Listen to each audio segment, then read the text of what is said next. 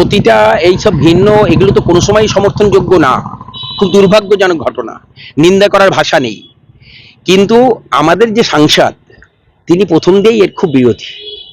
আমাদের যে মাননীয় সাংসদ তার যদি আপনি অতীত দেখেন, বর্তমান দেখেন এবং আগামী দিনে ভবিষ্যতও দেখবেন, উনি যে কালচারে বিশ্বাস, ওনার যে মানসিকতা, ওনার মানসিকতায় এই হিংসার উনি বিরোধী, খুব কঠোরভাবে উনি বিরোধী স্থান মেনটেন করে, রক্ষা করেন। সময় লাগবে, দেখুন।